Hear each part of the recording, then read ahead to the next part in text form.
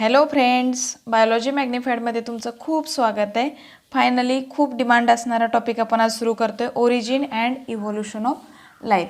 त्याच्या अगोदर मी काल सांगितलं होतं तुम्हाला की एक्सक्रिशन अँड ऑस्मो रेग्युलेशनवरचे तुम्हाला आज MCQs मिळतील. तर ॲप तुम्हाला माहिती आहे, बायोलॉजी क्वेश्चन बँक म्हणून ॲप आहे. त्या ॲपवरती जायचं आहे, तुम्हाला डिस्क्रिप्शन बॉक्समध्ये त्याची लिंक मिळेल. त्या ॲपवरती जायचं आहे आणि तिथले MCQ सोडवायचे. कुठले कुठले सोडवायचे त्याच्यातले 1 ते 74 तुम्हाला सोडवायचे आहेत. त्याच्यानंतर 75 ते 91 सोडवायचे नाही आहेत तुम्हाला. ट्रू फॉल्स हा पॅटर्न आपल्याकडे येत नाही आहे आणि असर्शन अँड रिझन हा तर नीटला पण येत नाही.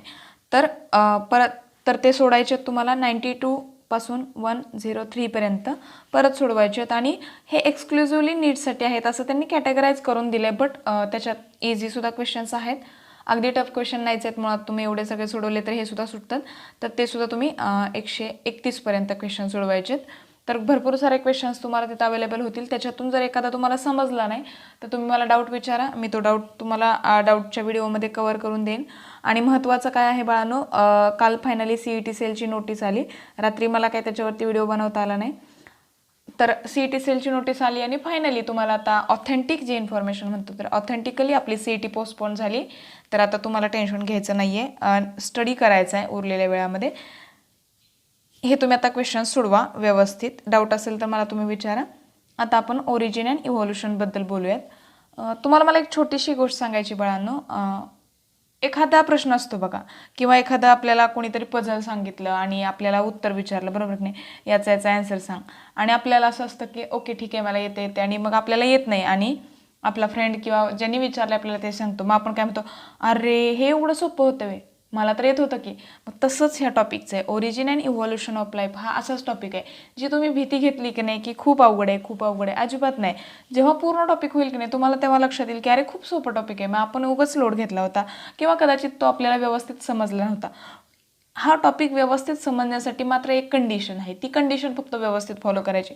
मला सांगा, एवढं सगळं सायन्स डेव्हलप झालं, आज आपण एवढा अभ्यास करतो, एवढ्या सगळ्या हाय टेक्नॉलॉजीज आहेत, कशामुळे रे सांगा? आपलं जे क्युरिओसिव्ह माइंड आहे, आपली जी क्युरिओसिटी आहे की नाही, कसं तयार झालं असेल? मग आपण हे सगळं स्टडीज का करतोय? मुळात आपलं माइंड खूप क्युरियस आहे की कसं काय माणसाचा शोध लागला, आता माणूस असा आहे, मग पूर्वी कसा होता. फक्त ह्या क्युरिओसिटीमुळं आपण एवढा स्टडी केला. आणि हा टॉपिक तुम्हाला स्टडी करताना सुद्धा क्युरिओसिटी ठेवायची की नक्की काय झालं असेल, कसं झालं असेल. थोडंसं इंटरेस्ट, तुम्ही जरा इंटरेस्ट निर्माण करा की आत्ता आपण असे दिसतोय का, कसं तयार झालो आपण. जसा हा प्रश्न पडून एवढा सगळा स्टडीज शास्त्रज्ञांनी केला किंवा खूप साऱ्या लोकांनी केला, तसंच तुम्हाला हा प्रश्न पडू देत की नक्की कसं झालं असेल, नक्की कसं काय हे एवढं सगळं इव्हॉल्व झालं असेल. हा एकदा प्रश्न पडला की त्या प्रश्नाच्या उत्तरात तुम्ही हा टॉपिक सगळा संपवता. आणि खूप इझी टॉपिक आहे, थोडंसं इंटरेस्टिंग वेनी त्याच्याकडे बघा. मला तर हा टॉपिक खूप आवडतो, थोडासा लेंदी आहे बट खूप आवडतो. सुरू करूयात मग. आपल्याला माहिती आहे की हे माणसाचं मनच आहे. दुसरा प्राणी कुठला असं शोध लावायला बघतो का? नाही, आपणच बघतो, बरोबर. ह्या माणसाच्या मनामुळं खूप सारे शोध लागले, खूप साऱ्या नेचरमधल्या हिडन फॅक्ट्स आपल्यासमोर आल्या आणि त्याच्याच मधून आपली अर्थ कशी ओरिजिन झाली किंवा फायनली आपली लाईफ कशी ओरिजिन झाली, तर ते आपण शोधून काढलं. मग आपल्याला इंट्रोडक्शनमध्ये बिग बँग थेरीचा त्यांनी उल्लेख दिला. तर आपल्याला माहिती आहे की बिग बँग थेरी कधी झाली, 15,000 मिलियन किंवा 15 बिलियन इयर्स ॲगो ही बिग बँग थेरी झाली. त्यावेळी काय झालं, खूप सारा मॅटर आणि खूप सारी एनर्जी अस्तित्वात आली, बरोबर की नाही, हे तर तुम्हाला माहिती आहे. आणि मग फायरबॉल काय म्हटलं, मग खूप सारे असे फायरबॉल एक्सपांड झाले, त्याच्यानंतर कूल झाले आणि सेलेस्टियल बॉडीज बनल्या, ज्या आपल्या अवकाशातल्या बॉडीज आहेत सगळ्या सेलेस्टियल बॉडीज. आणि त्याच्यापासून खूप साऱ्या सेलेस्टियल बॉडीजपासून आपली सोलार सिस्टीम बनली. मग आपल्याला माहिती आहे सोलार सिस्टीममध्ये काय, सन आहे आणि प्लॅनेट्स आहेत. तर हे इन जनरल इंट्रोडक्शन होतं. त्याच्यामधला अर्थचं ओरिजिन, त्या एका फायरबॉलमधला त्याच्यामध्ये एक काय होती, एक कूल होऊन एक अर्थ तयार झाली तुमची. तर तिचं जे टाईम पिरियड आहे, कधी तयार झाली, हा तुम्हाला इन जनरल लक्षात ठेवायचा आहे. मे बी स्टेटमेंट बेसिसवर येऊ शकतं किंवा अगदी इझी क्वेश्चन टाकायचं तर एवढं सुद्धा येऊ शकतं. अर्थ कधी ओरिजिन झाली, 4.6 बिलियन इयर्स ॲगो. तर ती गोष्ट लक्षात ठेवायची तुम्हाला. आता याचं कन्वर्जन मिलियनमध्ये करून मला तुम्ही कमेंट सेक्शनमध्ये सांगायचं. 4.6 बिलियन म्हणजे हाऊ मेनी मिलियन. जर मिलियनमध्ये क्वेश्चन आला, इन केस थोडा टफच करायचा आहे, सोपाच क्वेश्चनला थोडा फिरवायचा आहे म्हटलं तर असं विचारतील, मग ते तुम्ही मला कमेंट सेक्शनमध्ये कळवा. आता आपल्याला बघायचं आहे ओरिजिन ऑफ लाईफ. आता बघा, ओरिजिन ऑफ लाईफसाठी एक डेफिनेशन दिली, बायोजेनेसिस. जेनेसिस म्हणजे काय रे बाळांनो? फॉर्मेशन. प्रोटो म्हणजे काय? एकदम प्रीमियम किंवा अगदी जुन्या काळात, बरोबर, प्री हिस्टॉरिक वगैरे असं आपण म्हणतो की नाही, प्री एकदम जुनं. त्याच्यानंतर बायो म्हणजे काय आहे? लाईफ आहे. म्हणजे तुम्हाला एकतर कळालं लाईफचं फॉर्मेशन आहे. प्री म्हणजे काय? प्रिमिटिव्ह अर्थ, त्याच्यामध्ये प्रिमिटिव्ह अर्थमध्ये असणार आहे. मग काय आहे? Origin of life on earth. तर हे सिम्पली म्हणजे काय आहे? तुमचं प्रोटोबायोजेनेसिस. बायोमधले खूप सारे वर्ड जरी तुम्हाला अवघड वाटत असले तरी ज्यावेळी अशी आपण फोड करतो ना त्यावेळी खूप साऱ्या गोष्टी लक्षात राहतात. ती ट्रिक फक्त तुम्हाला समजली ना की मग काय अवघड नाही.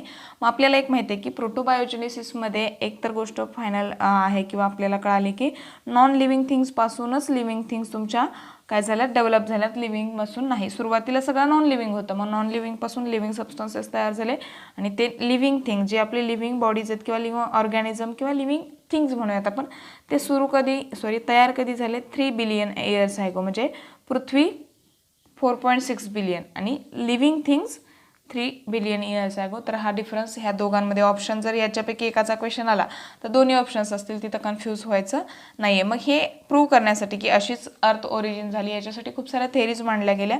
मग त्याच्यामधली पहिली थेरी आहे बघा, या थेरीमध्ये अजिबात कन्फ्यूज व्हायचं नाही आहे. दोनच लाईन तुम्हाला लक्षात ठेवायच्यात, अजिबात काही टफ नाही आहे. थेरी ऑफ स्पेशल क्रिएशन, तर नावातच आहे स्पेशल क्रिएशन, काहीतरी असं एक्स्ट्रा बनवलं आहे, स्पेशल बनवलं आहे. मग स्पॅनिश मॉन्क कोण होता? फादर सुड्रेज यांनी ही थेरी दिली. इयर लक्षात ठेवायची काही गरज नाही, मला वाटतं ह्या थेरीला तर इयर दिलंच नाही, बट इयर तुम्ही लक्षात ठेवू नका, इयरवरती जास्त प्रश्न येत नाहीत. तुम्हाला त्याचा कुणी इव्हॉल्व केली ती थेरी ते लक्षात ठेवायचं आणि नक्की काय त्याचा बेस आहे.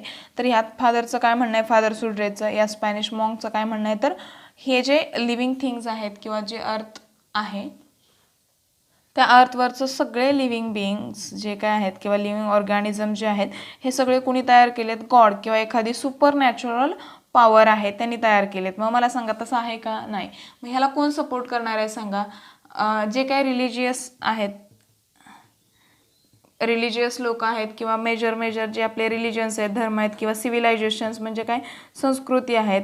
पहिले ग्रीक संस्कृती, हिंदू संस्कृती, हिंदू म्हणजे आपली इंडस सिंधू संस्कृती होती, बरोबर. तर हे सगळं त्यांनी सपोर्ट केलं. हे सपोर्ट कुणी केला एवढं महत्त्वाचं न राहता तुम्हाला कुणी थेअरी दिली आणि तिचा बेस काय आहे एवढंच लक्षात ठेवायचं आहे. आता नेक्स्ट थेअरी बघूयात. मग आता ही आहे दुसरी थेअरी, कॉस्मोझॉइक थेअरी किंवा पॅनस्पर्मिया थेअरी. कुणी दिली ह्याचं नाव तुम्हाला लक्षात ठेवायचं. रिचर लक्षात राहिलं तर 1865 लक्षात ठेवा, अदरवाईज काही गरज नाही तेवढं काही विचारलं जात नाही. मग या थेरीचं किंवा या रिचरचं म्हणणं काय या थेरीमध्ये? तर जी काही लाईफ आपल्या अर्थवरती ओरिजिन झाली तिचा जो उगम आहे किंवा तिचे जे ओरिजिन आहे ते एखाद्या डिस्टंट प्लॅनेटवरती आहे. त्याचं काय म्हणणं आहे? दुसऱ्या एखाद्या प्लॅनेटवरून काय आलं तर मायक्रोस्पोर्स आले किंवा काय म्हणू आपण स्पोर्स आले, स्पोर्स किंवा मायक्रो ऑर्गॅनिझम्स आले. आणि हे जे मायक्रो ऑर्गॅनिझम्स होते त्यांना काय म्हटलं जात होतं? कॉस्मोझोआ किंवा पॅनस्पर्मिया म्हणून थेरीचं नाव आहे पॅनस्पर्मिया थेरी.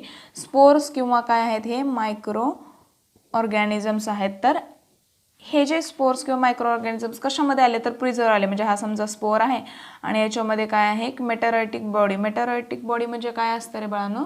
किंवा मेटेराइट्स म्हणजे काय असतात? तर बाकीच्या अर्थ सोडून बाकीच्या प्लॅनेटवरून एखादा ऑर्गॅनिझम येणं. आपल्याकडे माहिती आहे ना उल्का वगैरे आपण म्हटलं जातो किंवा दुसऱ्या प्लॅनेटवरून कुठला तरी पार्ट एक थोडासा खडक वगैरे काही असू शकतो, पृथ्वीला धडकतोय वगैरे आपण अशा न्यूज ऐकतो, तर ते मेटेरिओराइट्स असतात. तर हे मेटेरिओराइट्स जे आहेत किंवा मेटेरिओराइट्स जे आहेत ते त्याच्यामध्ये इन्क्लोज करून हा स्पोर काय किंवा मायक्रो ऑर्गॅनिझम प्रिझर्व करून आला आणि पृथ्वीवर आल्यानंतर स्ट्रक झाला, आदळला आणि फुटला आणि त्याच्यानंतर मग हा स्पोर्स बाहेर पडला आणि किंवा हे स्पोर्स बाहेर पडले आणि मग त्याच्यापासून किंवा या कॉस्मोझोआपासून ही अर्थ तयार झाली. अर्थ म्हणण्यापेक्षा लाईफ तयार झाली असं याचं म्हणणं आहे.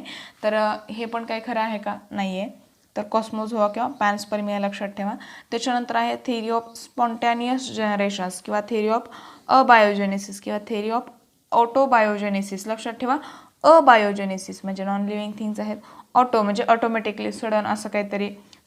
स्पॉन्टॅनियस जनरेशन हा वर्ड महत्त्वाचा आहे. स्पॉन्टॅनियस अचानक झालं त्याचं म्हणणं आहे. मग कोण याच्यामध्ये पर्टिक्युलर असा कोणी एक फिलॉसॉफर किंवा अगदी काय म्हणूयात सायंटिस्ट नाही आहे. ग्रीक फिलॉसॉफरचं म्हणणं आहे, असं कोणाचं नाव नाही आहे.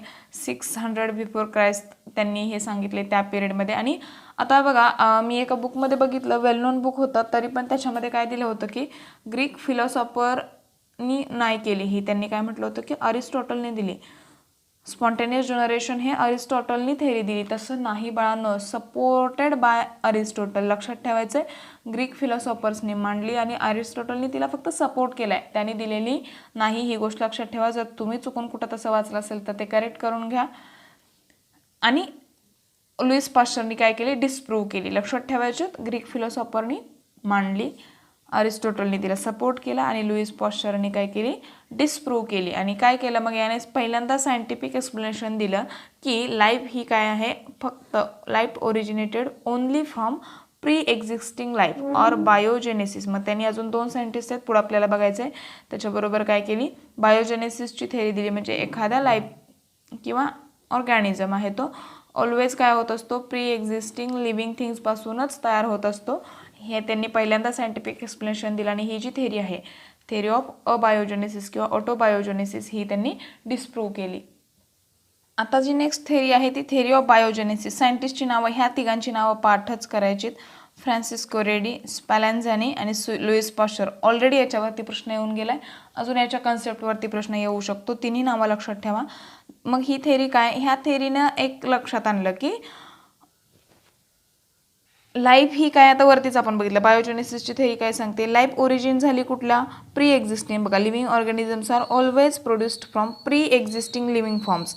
पहिल्यांदा काहीतरी लिव्हिंग थिंग प्रेझेंट असायला पाहिजे, त्याच्यापासूनच नवीन लिव्हिंग थिंग्स काय होत असतात, तयार होतात. पण ह्या थेरीने काय, ही थेरी एका गोष्टीत अपयशी ठरली. काय तर ती एक्सप्लेन करू शकली नाही ओरिजिन ऑफ फर्स्ट लाईफ. हिचं म्हणणं आहे की प्रत्येक लाईफ ही काय, लिव्हिंग ऑर्गॅनिझम हा प्री एक्झिस्टिंग, पण हा प्री एक्झिस्टिंग म्हणजे हा जो पहिला आहे ओरिजिन ऑफ फर्स्ट लाईफ, हे एक्सप्लेन करू शकले नाही की कसं झालं. पण कंटिन्युटी ऑफ लाईफ हा मॅटर, हा पॉईंट त्यांनी एक्सप्लेन केला. कारण प्रत्येक लिव्हिंग थिंग हा याच्या अगोदरच्या लिव्हिंग थिंगपासून तयार झाला, हा याच्या अगोदरच्या, त्याच्यानंतर हा परत याच्या अगोदरच्या. पण इथं पहिला कोण आहे हे त्यांना एक्सप्लेन करता आलेलं नाही. या थेरीमध्ये एवढं लक्षात ठेवा. मग आता त्या थेरीवरचे क्वेश्चन्स बघूयात. The idea that life originates from pre existing life is referred as biogenesis theory, special creation. Special क्रिएशनचं तर काय म्हणणं आहे, गॉड किंवा सुपरनॅचरल पॉवर म्हणजे एलिमिनेट. अबायोजेनेसिस याचं तर काय म्हणणं आहे, स्पॉन्टेनियस झालं, अचानक काहीतरी झालं. स्पॉन्टेनियस थेरीमध्ये एक सांगायचा पॉईंट राहिला होता काय की नॉन लिव्हिंग, मध्ये त्यांचं म्हणणं काय होतं, नॉन लिव्हिंग थिंग्सपासून स्पॉन्टॅनियसली अचानक काय झालं इथं, ही जी लिव्हिंग थिंग्स किंवा लिव्हिंग लाईफ आहे ती प्रेझेंट किंवा तयार झाली, असं त्याचं म्हणणं होतं. तर हे असं आहे का, नाही. प्री एक्झिस्टिंग म्हणजे त्याच्यानंतर एक्स्ट्रा टेरेस्ट्रियल इफेक्ट, हा तर आपल्याकडं स्टडीमध्ये प्रेझेंट नाही आहे आत्ता. म्हणजे राहिला ऑप्शन बायोजेनेसिस थेरी. तर ही बायोजेनेसिस थेरी सांगते. आता आपण त्याचे तिन्ही सायंटिस्ट बघितले, तिन्ही लक्षात ठेवायचे. मग क्वेश्चन बघूया त्याच्यावरती. Francesco Redi and Spallanzani disproved the theory of dash by their classical experiment. CET 2017चा क्वेश्चन आहे. बायोजेनेसिस बायोजेनेसिस येणार नाही कारण त्यांनी ती म्हणजे शोधच त्याचा लावला आहे. कॉस्मोझॉइक थेरी नाही आहे, रिचर्डची होती. त्याच्यानंतर स्पेशल क्रिएशन ग्रीक फिलॉसॉफर्सची होती, नाही, फादर सुड्रेजची होती. आणि अबायोजेनेसिसची काय केली त्यांनी, डिस्प्रूव्ह. इथे एक गोष्ट लक्षात ठेवायची, त्यांनी काय विचारलंय, डिस्प्रूव्ह कुठली थेरी डिस्प्रूव्ह केली, तर अबायोजेनेसिस डिस्प्रूव्ह केली. आणि कुठली फॉर्म केली किंवा कुठली सांगितली असं विचारलं तर बायोजेनेसिस. मग या क्वेश्चनचा आन्सर आहे ऑप्शन नंबर ए. आता नेक्स्ट पॉईंट आहे जो जिथं मुलांचं खूप कन्फ्युजन होतं, मॉडर्न सेल्फ असेंब्ली थेरीज. जो पहिला पेज एक नाही त्याच्यावरचे एक 4-5 पॉईंट आहेत, त्याच्यामध्ये खूप गोंधळ होतो. त्याच्यामध्ये खूप सारे सायंटिस्ट आहेत, नक्की कुणी काय केलं हेच कळत नाही, बरोबर की नाही. मग आता तुम्हाला बघायचं आहे याच्यामध्ये पहिल्या पॉईंटमध्ये काय दिले, सायंटिस्ट लक्षात ठेवा, फॉक्स, लेनिंजर, फॉक्स अँड डोस, एवढे सगळे सायंटिस्ट आहेत. त्यांचं काय म्हणणं आहे तर प्रोटोबायोजेनेसिस जे झालं ते कशामुळं झालं, inherent property of chemical molecules. जे काय सेल्फ असेंब्ली थेरीचे केमिकल मॉलिक्युल्स होते त्याच्या इनहेरंट प्रॉपर्टीमुळे, म्हणजे त्यांचं असं म्हणणं आहे की केमिकल मॉलिक्युल्समध्येच अशी एखादी प्रॉपर्टी होती इनहेरिट, पुढं ती पास करू शकते, ज्याच्यामुळे प्रोटोबायोजेनेसिस तयार झालं, असं या तिघांचं म्हणणं आहे. त्याच्यानंतर फॉक्स अँड मॅकवली, हे जे दोघं सायंटिस्ट आहेत त्यांनी काय केलं तर यांनी मॉडेल सजेस्ट केलं. कशासाठी, सेल्फ असेंब्ली थेरीसाठी मॉडेल सजेस्ट केलं.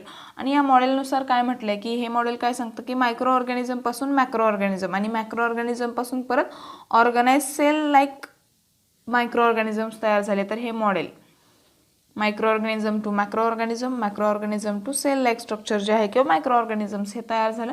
याचं मॉडेल कोणी सजेस्ट केलं, फॉक्स अँड मॅकली. त्याच्यानंतर येतो स्मिथ. हा स्मिथ सायंटिस्टने काय केलं, पहिल्यांदा क्लिअर कट डेमॉन्स्ट्रेशन दिलं फॉर सेल्फ असेंब्ली थेअरीचं. एवढंच लक्षात ठेवायचं आहे. मग तुम्हाला हा क्वेश्चन साधा विचारला जाईल, who given first clear cut demonstration of self assembly theory. तर स्मिथ सायंटिस्ट येणार आहे. इयर तुम्हाला पाहिजे असेल तर लक्षात ठेवा, त्याचं इयर मला वाटतं 1956 आहे. त्याच्यानंतर त्याच पॅराग्राफमध्ये रीड हा सायंटिस्ट दिला आहे. तर रीडने काय सांगितलं, तर इंटर मॅक्रो मोलिक्युलर असेंब्ली, म्हणजे 2 मॅक्रोमोलिक्युलरमधली जी असेंब्ली आहे ती त्यानं काय केली, डेमॉन्स्ट्रेट केली. आणि मग त्याने कसं केलं, काय असेंबल केले, तर 2 प्रोटीन मोलिक्युल असेंबल केले हे, आणि त्याने काय तयार केलं, एन्झायमॅटिकली ॲक्टिव्ह कॉम्प्लेक्सेस. मग त्याला प्रॉपर प्रोटीन किंवा न्यूक्लिक ॲसिड असलं काही नाही म्हटलं, एन्झायमॅटिकली ॲक्टिव्ह कॉम्प्लेक्स तयार त्यांनी केलं. हे झालं असेंब्ली, दोन्ही असेंबल करणं, एकत्र आणणं. कोण, मॅक्रोमोलिक्युलर, आणि प्रोटीन हा मॅक्रोमोलिक्युलर आहे आपल्याला माहिती आहे.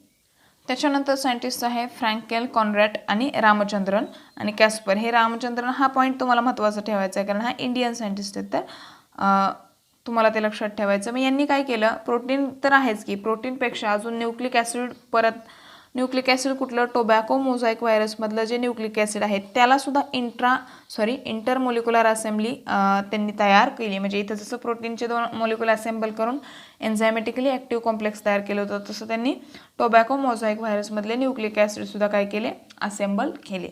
नेक्स्ट आहे, हे पर्टिक्युलर कुठलं मॉडेल नाही आहे, पण जे काय ॲक्सेप्टेड मॉडेल आहे प्रोटोबायोजेनेसिसचं, ते काय सजेस्ट करतं किंवा त्यांनी काय सांगितलं, तर इन्फॉर्मेशन किंवा प्रोटो इन्फॉर्मेशन हे प्रोटो कार्य दिलं आहे. प्रिमिटिव्ह अर्थवरती होतं म्हणून प्रोटो, अगदी सुरुवातीला झालं ना ते, म्हणून प्रोटो. मग प्रोटो इन्फॉर्मेशनचा जो फ्लो आहे तो कसा गेला, अमायनो ॲसिड करून काय गेला, प्रोटीन्सकडे गेला, असं त्यांचं म्हणणं आहे. इन द फर्स्ट ऑर्गॅनिझमकडे जी इन्फॉर्मेशन आहे ती अमायनो ॲसिड करून प्रोटीनकडे गेली, हे मॉडेल सांगतं. हे सगळं जे आहे, या सगळ्या थेरीज होत्या. त्याच्यानंतर आपल्याला बघायचं की केमिकल इव्हॉल्युशन ऑफ लाईफ, आणि केमिकल इव्हॉल्युशन ऑफ लाईफ हे नेक्स्ट लेक्चरमध्ये असणार आहे, कारण ते खूप डिटेल आपल्याला बघायचे. त्याच्या स्टेप्स आहेत, 8-9 काहीतरी स्टेप्स आहेत, त्याच्या त्या सगळ्या स्टेप्स बघायच्यात. आणि केमिकल टू परत काय होतं आहे, बायोलॉजिकल इव्हॉल्युशन कसं होतं आहे तिथंपर्यंत आपल्याला जायचं आहे. बायोलॉजिकलसाठी परत नेक्स्ट लेक्चर असणार आहे. आय होप तुम्हाला या सगळ्या थेरीज व्यवस्थित समजल्या असतील. हे दिलं आहे, याच्या बाहेरचं काही करू नका, याच्या बाहेरचं काही वाचू नका. फार तर तुम्ही स्क्रीनशॉट मारून घ्या प्रत्येक पेजचा. याचा तर आता तुम्हाला मारता येईल, आणि पाठीमागच्या पेजला पण माझा हात बाहेर गेल्यानंतर तुम्हाला दिसला असेल, तर त्याच्या बाहेरचं काही येणार नाही. मुळात याच्यावरती जास्त प्रश्न बनत नाहीत. एखादा क्वेश्चन नक्की बनेल पण याच्यामधून, तर तो तुम्ही व्यवस्थित करून ठेवा, हे वाचून ठेवा. आणि जर तुमचे सगळे डाऊट्स क्लिअर झाले असतील आणि सगळ्या थेरीज तुम्हाला समजल्या असतील, या टॉपिकचं इंट्रोडक्शन तुम्हाला समजलं असेल, तर सगळ्यात महत्त्वाची गोष्ट आहे, आपल्या चॅनलला जास्तीत जास्त शेअर करायचं आहे, लाईक करायचं आहे, सबस्क्राईब करायचं आहे, त्याचबरोबर काय करायचं आहे, बेल आयकॉन प्रेस करायचं आहे मित्रांनो. थँक्यू.